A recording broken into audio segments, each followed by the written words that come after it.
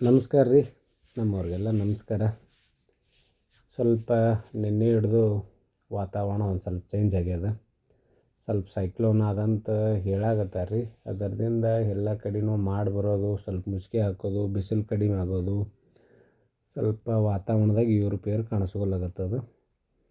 ಅದಕ್ಕೆ ಸಾಕಷ್ಟು ರೈತರು ಏನು ಮಾಡ್ಕೊಂಡಿರಿ, ಅಕ್ಟೋಬರ್ 5ನೇ ತಾರೀಕು ಅಕ್ಟೋಬರ್ 1ನೇ ತಾರೀಕು ನಿಂತ್ಕೊಂಡು 25ನೇ ತಾರೀಕಿನಟ್ಟಿಗೆ ಎಲ್ಲ ಚಾಟ್ನಿ ಮುಗಿದು ಹೋಗ್ಯಾವ್ರಿ ಈ ಸಾರಿ. ಅದ್ರಾಗ ನಾನು 13ನೇ ತಾರೀಕಿಗೆ ಮಾಡ್ಕೊಂಡೇನಿ ರೀ. ಸ್ವಲ್ಪ ಪ್ಲಾಟ್ ಲೇಟ್ ಮಾಡಿ ಚಿಗಿತಿರೋದ್ರಿಂದ ನಾ 14ನೇ ತಾರೀಕಿನ ಡೇಟ್ ಮಾಡ್ಕೊಂಡೀನಿ. ನಂದು 31ನೇ ದಿವ್ಸಿನ ಪ್ಲಾಟ್ ಅದ ರೀ ಲೆಕ್ಕಿಗೆ.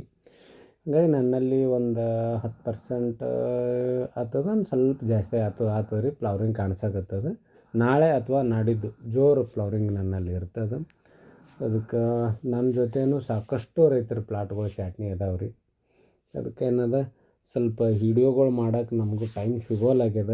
ಎಲ್ಲ ಬರೆದಿಟ್ಟಿವಿ ರೀ, ಸ್ಕ್ರಿಪ್ಟ್ ರೆಡಿ ಬರೆದಿಟ್ಟಿವಿ, ಕೆಲವೊಂದುಗಳು ವಿಡಿಯೋಗಳು ಮಾಡ್ಕೊಂಡೀವಿ. ಆಮೇಲೆ ಅವತ್ತನ್ನು ಎಡಿಟ್ ಮಾಡೋದು, ಅಪ್ಲೋಡ್ ಮಾಡೋಕ್ಕೆ ಸಹಿತ ಟೈಮ್ ಸಿಗೋಲಾಗ್ಯದ. ಯಾಕಂತಂದ್ರೆ ಏನಾಗ್ಬಿಟ್ಟದ್ರಿ, ಎಲ್ಲ ಕೆಲಸಗಳು ಒಮ್ಮೆ ಬಂದುಬಿಟ್ಟವ. ಅದರಿಂದ ಎಲ್ಲನೂ ನಿಭಾಯಿಸ್ಬೇಕಲ್ರಿ. ಯೂಟ್ಯೂಬ್ದಾಗ ಏನದ ಫೋನ್ಗಳು ಬಂದುಬಿಡ್ತಾವೆ. ಒಂದು ಡೈಲಿ 100, 200, 200, 300. ಇವತ್ತಂತೂ ಸ್ವಲ್ಪ ಮಳೆ ಆಗ್ಯದಂತ ಎಲ್ಲ ಕಡೆ ಇವತ್ತೊಂದು 300ಕ್ಕಿಂತಲೂ ಜಾಸ್ತಿ ಫೋನ್ ಬಂದವು. ಆದರೆ ಏನು ಮಾಡೋದ್ರಿ, ಈ ಫೀಲ್ಡ್ನಾಗ ಬಂದೀವಿ ಅಂದ ಬಳಿಕ ರೈತರಿಗೆ ನಮ್ಗೆ ಆದಟ್ಟು ನಮ್ಗೇನು ತಿಳಿದಟ್ಟು ವಿಷಯ ನಾವು ನಿಮ್ಗೆ ಹೇಳ್ಕೊಂತ ಹೋಗ್ತೀನಿ ರೀ. ಅದ್ರಾಗ ನೀವಿಟ್ಟು ಆ ವಿಷಯ ತಿಳ್ಕೊಂಡು ನೀವಿಟ್ಟು ಬೆಳೀರಿ. ಆಮೇಲೆ ನಾವು ಹೇಳೋದಕ್ಕೆ ನೀವು ಬೆಳೆದ್ರಂದ್ರೆ ನಮ್ಗೆ ಅದೇ ಖುಷಿ ಸಾಕು. ಜಾಸ್ತಿ ಏನು ನಾವು ನಿರೀಕ್ಷೆ ಮಾಡೋಂಗಿಲ್ಲ. ಈಗ ಸದ್ಯಕ್ಕೆ ನೋಡಿರಿ, ಮಳೆ ಅಂತೂ ಆಗಾಕತ್ತದ. ಮಳೆ ಯಾವ ರೀತಿ ಆಗಾಕತ್ತದಂದ್ರೆ ನಮಗೆ ನಾವೊಂದು ಪುಣ್ಯ ಮಾಡಿ ಬಂದಂಗೆ ರೀ ಸದ್ಯಕ್ಕೆ. ಯಾಕಂತಂದ್ರೆ ಮೋಡ ಮುಸುಕ್ ಹಾಕ್ಕೊಂಡು ಕಂಟಿನ್ಯೂ ಆಗಿ ಮಳೆ ಆಗೋದು, ಇಲ್ಲ ಮಳೆ ಆಗಿ ಗಾಳಿ ಇಲ್ಲ, ಏನೂ ಇಲ್ಲ, ಒಂದು ತಪ್ಪಲು ಅಳಿಗಾಡ್ಲಾರಂಗೆ ಇತ್ತಂದ್ರೆ ನಮಗೆ ಭಾಳಷ್ಟು ತಲೆನೋವಿತ್ತು. ಈ ವರ್ಷ ಈಗಿನ ಸೈಕ್ಲೋನ್ ಹಂಗಿಲ್ಲ ರೀ. ಮೋಡ ಬರ್ತದೆ, ವಾಪಸ್ ಹೋಗಿಬಿಡ್ತದೆ. ಸ್ವಲ್ಪ ಬಿಸಿಲು ಬರ್ತದೆ, ಮತ್ತು ಮೋಡ ಬರ್ತದೆ. ಮಳೆ ಬತ್ತಂದ್ರೆ ಒಂದು 10-15 ನಿಮಿಷ ಇರ್ತದಂತ, ಮಳೆ ಕಟ್ಟಾಗಿಬಿಡ್ತದಂತ ಹೇಳಾಕತ್ತಾರೆ ರೀ. ನಮ್ಮ ಕಡೆ ಏನಾಗಿಲ್ಲ. ಅಂಥ ಪ್ಲಾಟ್ನವರು ಫ್ಲವರಿಂಗ್ ಟೇಜ್ನಾಗ ಅಂದ್ರೆ 28 ದಿನ ಹಿಡ್ಕೊಂಡು 40 ದಿವ್ಸ ತನಕ ಏನು ಇರ್ತಾರಲ್ಲ ರೀ, ಅವ್ರಿಗೆ ಒಂದು ಸ್ವಲ್ಪ ಸಮಸ್ಯೆ ಆಗುವಂಥ ಚಾನ್ಸಸ್ ಭಾಳ ಇರ್ತದೆ. ಯಾಕಂತಂದ್ರೆ ಈ ನಿಮ್ಮ 3 ಗಂಟೆ ಸಂಜೆ ಮುಂದೆ 3-4 ಗಂಟೆ ಹಿಡ್ಕೊಂಡು ಈ ಕಡೆ ಮಳೆ ಆಗಿಬಿಡುತ್ತೆ ಅಂದ್ರೆ, ನಾಳೆ ಆ ತಪ್ಪಲ ಮೇಲಿಂದ ನೀರು ಒಣಗಿ ಆರಿ ಯಥಾಸ್ಥಿತಿಗೆ ಬರಬೇಕಂದ್ರೆ ಬಿಸಿಲು ನಾಳೆ ಬೆಳಗ್ಗೆ ಬಿಟ್ಟರೂ ಏನಾಗ್ಬಿಡ್ತದೆ, 10 ಗಂಟೆ ತನಕ ತಪ್ಪಲು ಒಣಗಂಗಿಲ್ಲ. ಮಿನಿಮಮ್ ಒಂದು 12ರಿಂದ 15 ತಾಸಿನ ತನಕ ಇದು ನಮ್ಮ ಸಂಜೆ ಮುಂದೆ 4-5 ಗಂಟೆಗೆ ಮಳೆ ಆಯ್ತಂದ್ರೆ, ಮತ್ತು ರಾತ್ರಿ 10 ಗಂಟೆಗೆ ಮಳೆ ಆಯ್ತಂದ್ರೆ, ಮತ್ತು 10ರಿಂದ 12-15 ತಾಸಿನ ತನಕ ತಪ್ಪಲು ಒಳಗೆ ನೀರು ಇರೋದ್ರಿಂದ ಏನಾಗಿಬಿಡ್ತದೆ, ಮೊದಲೇ ಸೂಕ್ಷ್ಮ ಫ್ಲವರಿಂಗ್ ಇರ್ತದೆ, ಸೂಕ್ಷ್ಮ ಟೇಜ್ ಇರ್ತದೆ. ಅದ್ರ ತುಂಬ ಭಾಳಷ್ಟು ಮೃದು ಇರ್ತದೆ ರೀ ಈ ಟೈಮ್ದಾಗ. ಈಗೇನು ಗೊನೆದಿಂದ ಒಂದು ಕಾಳಿನ ಗೊಂಚಲು ಇರ್ತಾವಲ್ಲ ರೀ, 7, 8, 10, 12 ಕಾಳಿನ ಗೊಂಚಲು, ಆ ಫ್ಲವರಿಂಗ್ ಟೇಜ್ನಾಗ ಇದ್ದಟ್ಟು ಮೃದು ಯಾವ ಟೈಮ್ದಾಗೂ ಇರಂಗಿಲ್ಲ ರೀ. ನೀವು ಪರೀಕ್ಷೆ ಮಾಡಿ ನೋಡಿರಿ, ಎಂಥ ಹೆಲ್ದಿ ಗೊನೆ ಇದ್ದರೂ ಅದಕ್ಕೆ ಜಡ್ಸರ್ 4 ಕಾಳು ಬೀಳ್ತವೆ. ಅಷ್ಟು ಮೃದು ಇರ್ತದೆ. ಅಂಥದ್ರಾಗ 10-12 ತಾಸು ತಪ್ಪಲು ಒಳಗೆ ಅಥವಾ ಗೊನೆ ಒಳಗೆ ನೀರು ಬರ್ತಂದ್ರೆ ಕಂಪಲ್ಸರಿ ಒಂದು ನೀರು ಸಪ್ಲೈ ಮಾಡಿಕೊಡಂಗಿಲ್ಲ ರೀ. ಕಾಳಿಗೆ ಕಡ್ಡಿನ ನೀರಿನ ಸಪ್ಲೈ ಕಡಿಮೆ ಮಾಡ್ತದಲ್ಲಿ.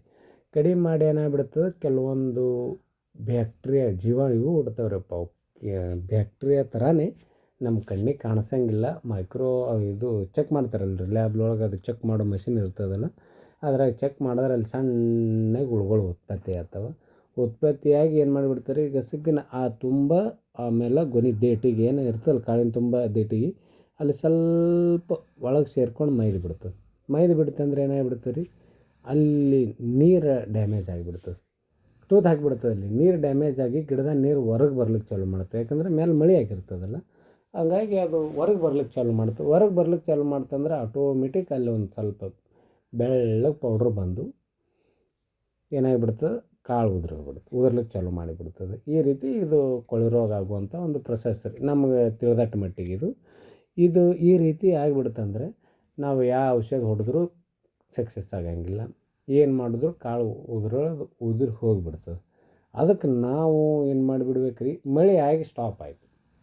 ಈಗ ಫ್ಲವರಿಂಗ್ದಾಗ 40-42 ದಿವ್ಸ ಹಿಡ್ಕೊಂಡು ಈ ಕಡೆ ಇದ್ದವ್ರಿಗೆ ರೀ 40 ದಿವಸ ಆದವ್ರಿಗಂತೂ 100 ಲೀಟ್ರ್ ನೀರಿಗೆ 2 ಗ್ರಾಮ್ GA, ಆಮೇಲೆ ಯಾವುದೋ ಒಂದು ಟಾನಿಕ್ ಅಂದ್ರೆ ಒಂದು ಹೆಸರು ಹೇಳ್ತೀನಿ ರೀ ನಾ, ಸೂಪರ್ ಶಕ್ತಿ ಕಂಬೈನ್ 50 ml ಹಾಕಿ ಒಂದು ಸ್ಪ್ರೇ ಏನು ತೊಗೊಂಡಿರ್ತೀವಲ್ಲ ಅದು ಎಷ್ಟು ಕೆಲಸ ಮಾಡ್ತದೆ ನೋಡಿರಿ, ಒಟ್ಟು ಅವ್ರಿಗೆ ಕೆಲಸ ಮಾಡಿಬಿಡ್ತದೆ. ಯಾರಿಗೆ 42 ದಿನ ಹಿಡ್ಕೊಂಡು ಆ ಕಡೆ ಆದವ್ರಿಗೆ. ಯಾಕಂದ್ರೆ ಕಾಳು ಏಕದಮ್ ಸೈಜ್ ಆಗಿಬಿಡ್ತದೆ. ನೀವು ಏನು ಮಾಡ್ಬೇಕ್ರಿ ಅಂಥವ್ರು, ರಾತ್ರಿ ಏನು ಎದ್ದು ಗುದ್ದಾಟ ಮಾಡೋ ಅವಶ್ಯ ನಿಮ್ಗೆ ಇರೋಂಗಿಲ್ಲ. ಯಾಕಂದ್ರೆ ಅದು ಬಲ್ತು ಬಿಟ್ಟಿರ್ತದೆ ಅಲ್ಲಿ, ಯಾವುದ್ರಿ ಕಾಳಿನ ತುಂಬ ಬಲ್ತು ಬಿಟ್ಟಿರ್ತದೆ. ಹಾಗಾಗಿ ಯಾವುದೇ ಸಮಸ್ಯೆ ಆಗಂಗಿಲ್ಲ. ಬೆಳಗಿನ ದಿವಸ ಒಂದು ಸ್ವಲ್ಪ ನೀರು ಕಡಿಮೆ ಐತಂದ್ರೆ, ತಪ್ಪಲ ಮೇಲೆ ಕಡಿಮೆ ಐತಂದ್ರೆ ಏನು ಮಾಡೋದಿಲ್ಲ ರೀ, ಜಡ್ಡು 78 ಕುಮಾನಿ ಎಲ್ಲ ಎಲ್ಲ ಕುಮಾನಿ ಎಲ್ಲ ಹಾಕಿ ಒಂದು ಸ್ಪ್ರೇ ತೊಗೊಂಡ್ಬಿಡೋದ್ರಿ. ಇದು ಏಟ್ರಿ 50 ದಿನದ ಒಳಗಿದ್ದವ್ರಿಗೆ. ಮತ್ತು ಅವ್ರಿಗೆ ಆ ಕಡೆ ಲಿಕ್ವಿಡ್ ಸ್ವಲ್ಪರ ಇದು 50 ದಿನ ಮೇಲ್ಪಟ್ಟಾಗಿರ್ತದೆ, 48 ದಿನದ ಮೇಲ್ಪಟ್ಟಾಗಿರ್ತಾರಲ್ಲ ರೀ, ಅದು ಅವ್ರ ಲಿಕ್ವಿಡ್ ಸ್ವಲ್ಪರ ಅಥವಾ ಅದ್ರ ಜೊತೆ 0.234 ಗೊಬ್ಬರ ಇಲ್ಲ ಮತ್ತು ಬೇರೆ ಇದು ಕ್ಯಾಪ್ಟಾಪ ಹಿಂಗೆ ಯೂಸ್ ಮಾಡ್ಕೋಬೇಕಾಗ್ತದೆ. ಯಾಕಂದ್ರೆ ಆ ಕಡೆ 50 ದಿನ ಆಯ್ತಂದ್ರೆ ಪೌಡ್ರ್ ಮೇಲೆ ಜಾಸ್ತಿ ಹೋಗಕ್ಕೆ ಬರೋಂಗಿಲ್ಲ ರೀ. ಯಾಕಂದ್ರೆ ಕಾಳಿನ ಮೇಲೆ ಪೌಡ್ರ್ ಕೂತಂದ್ರೆ ಕೆಲವೊಂದು ಮಾರ್ಕೆಟಿಂಗ್ ಮಾಡ್ತಿರ್ತಾರೆ, ಅದು ಸಮಸ್ಯೆ ಆಗ್ತದೆ. ಮುನುಕ್ ಮಾಡೋರಿಗೆ ಸಮಸ್ಯೆ ಆಗ್ತದೆ. ಹಿಂಗೆ ಭಾಳಷ್ಟು ಸಮಸ್ಯೆ ಆಗ್ತದೆ. ಆ ಕಡೆ ಹೋಗಿ ಅದು ರೀ ಆ ಕೆಲಸನೇ ಬೇರೆ ಬಿಡ್ರಿ. ಈಗ ವಿಶೇಷವಾಗಿ 50 ದಿನದ ಪ್ಲಾಟ್ ದಾಟಿದವ್ರು ಏನು ಜಾಸ್ತಿ ಇಲ್ಲ. ಈಗ 45 ದಿನ ತನಕ ಇರೋರು ಇದ್ದೀರಿ, ಪ್ಲಾಟ್ಗಳು ಅದಾವೆ ರೀ. ಈಗ ನಾವು 28 ದಿನ ಹಿಡ್ಕೊಂಡು 40 ದಿವ್ಸಿನ ಟೈಮ್ದಾಗ ಇದ್ದಂಥವ್ರಿಗೆ ಮಳೆ ಬತ್ತಂದ್ರೆ ಹಿಂಗೆ ಮಾಡಬೇಕು. ಇದು ಭಾಳ ಇಂಪಾರ್ಟೆಂಟ್ ರೀ. ಟೈಮ್ದಾಗ ಭಾಳ ಸೂಕ್ಷ್ಮ ಹ್ಯಾಂಡಲ್ ಮಾಡ್ಬೇಕು. ಈಗ ನಾವು ರೈತರು ಏನು ಮಾಡಿಬಿಡ್ತೀವಿ ರೀ, ತಪ್ಪಲ್ನಾಗ ನೀರು ಹಿಡ್ಕೊಂಡವ ಮೊದಲೆಲ್ಲ ಹಿಂದಕ್ಕೆ ರೈತರು ಏನು ಮಾಡ್ತಿದ್ರು, ಮಳೆಯಾಗಿ ನಿಂತ ಬಳಿಕ ಗಿಡ ಹಿಡ್ಕೊಂಡು ಬಡ ಜಾಡಿಸಿ ಬಿಡ್ತಿದ್ರು. ಜಾಡಿಸಿ ಅದು ಹೆಂಗೆ ಜಾಡಿಸ್ತೀರ ಅಂದ್ರೆ ಗಿಡದಂದು ಒಟ್ಟು ಹನಿ ನೀರು ತೆಳಗೆ ಉದುರ್ಬೇಕು ಅಷ್ಟು ಜಾಡಿಸಿ ಬಿಡ್ತಿದ್ರು. ಫ್ಲವರಿಂಗ್ ಸ್ಟೇಜ್ನಾಗ ಸೂಕ್ಷ್ಮ ಅಥವಾ 36-37ನೇ ದಿವ್ಸಿನವ್ರಿಗಂತೂ ಭಾಳ ಸೂಕ್ಷ್ಮ ಇರ್ತದೆ. ಆ ಟೈಮ್ದಾಗ ಸ್ವಲ್ಪ ಜಾಡಿಸ್ಬಿಟ್ಟೇವು ಅಂದ್ರೆ ಏನಾಗ್ಬಿಡ್ತದೆ, ಜಾಸ್ತಿ ಕಾಳು ಉದುರ್ತದೆ ರೀ. ಆಮೇಲೆ ಈ ಮಳೆ ಫ್ಲವರಿಂಗ್ ಹಂತದಾಗ ಕಂಟಿನ್ಯೂ 3-4 ದಿವಸ ಹಚ್ಚೋದು ಭಾಳ ಸಮಸ್ಯೆ ಆಗ್ತದೆ ರೀ. ಒಂದು ಸರ್ವ ಮಳೆಯಾಗಿ ಹೋಗ್ಬಿಡುತ್ತೆ ಅಂದ್ರೆ ಮೈ ತೊಯ್ಪಲೆ ಎಷ್ಟು ಚಂದ ತಿನ್ನಿಂಗ್ ಆಗ್ತದೆ ರೀ, ನಾವು ಹೇಳಿ ಮಾಡಿಸೋದಂಗೆ. ಈಗ ಆಳು ಹಚ್ಚಿ ಒಂದು ಗಿಡಕ್ಕೆ 12 ರೂಪಾಯಿ ಕೊಟ್ಟು ತಿನ್ನಿಂಗ್ ಮಾಡಿಸ್ತಾರೆ ಒಂದು ಗಿಡಕ್ಕೆ ರೀ. ಇದು ಅವರು ಲಿಮಿಟೆಡ್ ಗೊನೆ ಇಟ್ಟು ಉಳ್ಕೋದೆಲ್ಲ ಗೊನೆ ಕತ್ತರಿಸಿ ಹೋಗಿತಾರೆ. ಅದೊಂದು ಪ್ರೊಸೆಸ್ ಬೇರೆ ಅದ. ಆ ರೀತಿ ತಿನ್ನಿಂಗ್ ಮಾಡ್ಕೊಂಡು ಬಿಡ್ತದೆ. ನಮ್ಗೆ ಭೂಮಿನೂ ತೇವಾಂಶ ಆಗಿಬಿಡ್ತದೆ ರೀ. ಜಾಸ್ತಿ ಕಾಳನ್ನು ಜಾಡಿಸಿ ಗಿಡಕ್ಕೆ ಎಟ್ಟಬೇಕು ಅಟ್ಟು ಇಟ್ಕೊಂಡು ಬಿಡ್ತದೆ. ಅವು ಭಾಳ ಸುಪೀರಿಯರ್ ಮಾಲ್ ಬರ್ತದೆ. ನಂದು 200 ರೂಪಾಯಿ ಮಾರ್ತು 190 ಹಿಂಗೆ ಹೇಳ್ತಿರ್ತೀವಿ. ಆದರೆ ನಮ್ಮವೆಲ್ಲ 120-130 ಮಾರ್ತಿರ್ತದೆ. ಅಂಥ ಟೈಮ್ದಾಗ ಅವ್ರಿಗೆ ಅಷ್ಟು ರೇಟ್ ಸಿಗ್ತದಲ್ಲ, ಅದು ಕಾಳಿನ ಸಂಖ್ಯೆ ಭಾಳ ಕರೆಕ್ಟ್ ಉಳ್ಕೊಂಡು ಬಿಟ್ಟಿರ್ತದೆ.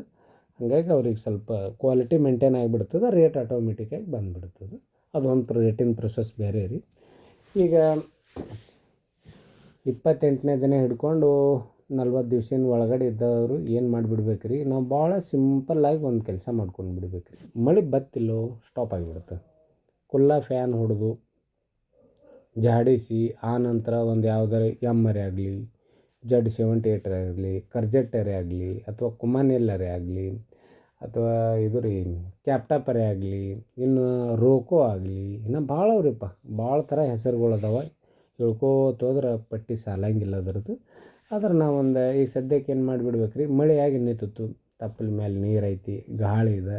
ಈಗ ನಾವು ಫ್ಯಾನ್ ಹಚ್ಚಿ ಗಾಳಿ ಹೊಡೆದು ಅಥವಾ ಗಿಡ ಜಾಡಿಸೋದು ಯಾವ ಕೆಲಸನೂ ಮಾಡ್ಲಿಕ್ಕೆ ಹೋಗಬಾರ್ದು. ನಿಮ್ಗೆ ಎಷ್ಟು ನೀರು ಹೋಗ್ತಾವಲ್ಲ ರೀ, ಅಷ್ಟು ನೀರು ತೊಗೊಂಡು 1 ಲೀಟ್ರ್ ನೀರಿಗೆ 1 ಗ್ರಾಮ್ ಎಮ್ಮರ್ ಹಾಕೋರಿ, Z78 ಹಾಕೋರಿ, ಕ್ಯಾಪ್ಟಾಪ್ ಹಾಕ್ಕೊಂಡ್ರೆ 2 ಗ್ರಾಮ್ ಹಾಕಿರಿ. ಹಾಕಿ ಏನದ ಶಿಸ್ತಿನಾಗಿ ಆಮೇಲೆ ಅಂಟ್ರಾಕಾಲ್ ಅನ್ನೋದು ಅದನ್ನೂ 2 ಗ್ರಾಮ್ ಹಾಕ್ಕೊಂಡು ಅದೇ ಎದ್ದು ನೀರಾಗೆ ಹೊಡೆದು ಬಿಡೋದ್ರಿ. ಔಷಧ ಹೊಡೆದು ಬಿಟ್ಟೇವಂದ್ರೆ ಏನಾಗಿಬಿಡ್ತದೆ, ಅಲ್ಲಿ ಪೌಡ್ರ್ ನಾವು ಹೊಡೆದಂಥ ಔಷಧ ತಪ್ಪಲ ಒಳಗೆ, ನೀರಿನ ಒಳಗೆ, ಗೊನೆ ಒಳಗೆ ಎಲ್ಲ ಕಡೆ ಸ್ಪ್ರೆಡ್ ಆಗಿಬಿಡ್ತದೆ. ಒಂದು ಸ್ವಲ್ಪ ಇದ್ರಾಗ ಸ್ಟಿಕ್ಕರ್ ಹಾಕ್ಕೊಂಡ್ರಂತೂ ಭಾಳ ಬೆಟ್ರ್ ರೀ. Z78 ಹಾಕ್ಕೊಂಡ್ರೆ ಅದ್ರಾಗ ಸ್ಟಿಕ್ಕರ್ ಹಾಕೋ ಅವಶ್ಯಕತೆ ಇಲ್ಲ. ಹಂಗಾಗಿ ನೀವು ಈ ರೀತಿ ಇದು ಒಂದು ಕೈ ಹಾಕ್ಕೊಂಡು ಅದೇ ಮಳೆ ನೀರಿನಾಗೆ ಹೊಡೆದು ಬಿಡೋದು. ಇದು 32-33 ದಿವ್ಸನ ಒಳಗಡೆ ಇದ್ದಂಥವ್ರು ಬೆಳಗ್ಗೆ ಮುಂಜಾನೆ ಏನು ಮಾಡೋದು ರೀ, ಟ್ರೈಕೋ ಸೋಡೋ 5 ml ಹಾಕಿ, ಇದ್ರಾಗ ನೋಡಿರಿ ನೀವು ಇಲ್ಲಿ ಹೊಡ್ಕೊಂಡಿದ್ರೆ ಅಂದ್ರೆ ಅಲ್ಲಿ Z78 ನಾವು ಲ್ಯಾಬ್ ಟೆಸ್ಟ್ ಮಾಡೀವಿ ರೀ. ಭಾಳಷ್ಟು ರೈತರು ಕೇಳ್ಯಾರ ನನ್ನ ಕ್ವಶನ. ನೀವು ಟ್ರೈಕೋ ಸೋಡೋ ಒಳಗೆ Z78 ಮತ್ತು ಮತ್ತು ಇಂಥವೆಲ್ಲ ಕೂಡಿಸ್ತೀರಿ ಮತ್ತು ಅದು ಜೀವಾಣುಗಳ ಸತ್ತು ಅಂದರೆ ಹ್ಯಾಂಗೆ ರೀ ಅಂತ ನೀವು ಹೇಳ್ತೀರಲ್ಲ, ನಾವು ಲ್ಯಾಬ್ ಟೆಸ್ಟ್ ಮಾಡಿಸಿ ಅದು ಯಾವ ರೀತಿ ಒಳಗೆ ರಿಸಲ್ಟ್ ಕೊಡ್ತದೆ ಅನ್ನೋದು, ಯಾವ ಮಾಡಲ್ ರಿಸಲ್ಟ್ ಕೊಡ್ತದೆ, ಇದೇನು ನಾವು ಟ್ರೈಕೋಸೋಡೋ ಒಳಗೆ ZD78 ಕುಡಿಸ್ತೇವಲ್ಲ ರೀ, ಇದರಟ್ಟು ಕರೆಕ್ಟ್ ಪರ್ಫೆಕ್ಟ್ ದವಣಿಕೈನೇ ಯಾವುದೂ ಅಲ್ಲ. ನೀವೆಲ್ಲ 108 ಎಲ್ಲ ಹೊಡಿತೀರಿ, 5,000 6,000 8,000 ಇದ್ದಂಥ ಔಷಧಿಗಳು ತಂದು ಹೊಡಿತೀರಿ. ಆದರೆ ಇದು ಎಷ್ಟೇ ಚೀಪ್ ಆ್ಯಂಡ್ ಬೆಸ್ಟ್ನಾಗದ, ಇದು ಎಷ್ಟು ಚಂದ ರಿಸಲ್ಟ್ ಮಾಡ್ತದೆ ಅದು ನೀವು ಹೊಡ್ಕೊಂಡವ್ರಿಗೆ ಮಾತ್ರ ಗೊತ್ತಿರ್ತದೆ. ಹೊಡ್ಕೊಂಡು ನೋಡಿರಿ. ಈಗ ಟ್ರೈಕೋ ನೋಡಿರಿ 5 ml ಟ್ರೈಕೋಸೋಡೋ, ಆಮೇಲೆ ZD78 2 ಗ್ರಾಮ್ ಹಾಕಿ ಬೆಳಗ್ಗೆ ಹೊಡ್ಕೊಂಡು ಆರಾಮಿದ್ಬಿಡು.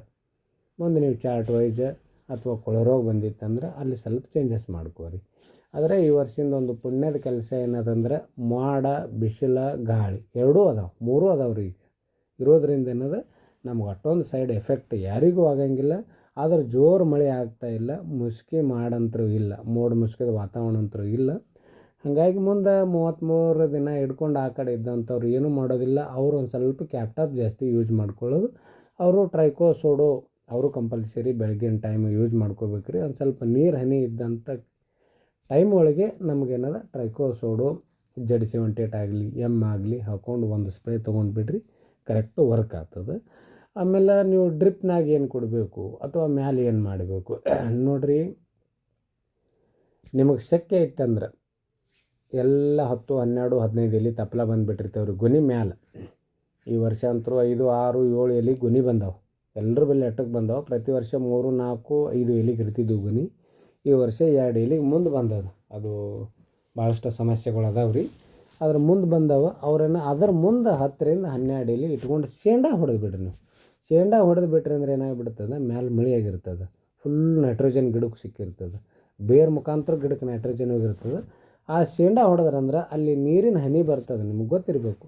ಆ ನೀರಿನ ಹನಿಗೊಟ್ಟು ಏನಾಗಿಬಿಡ್ತದೆ, ನೈಟ್ರೋಜನ್ ಆವಿಯಾಗಿ ವಾತಾವರಣಕ್ಕೆ ಸೇರ್ಕೊಂಡು ಬಿಡ್ತದೆ.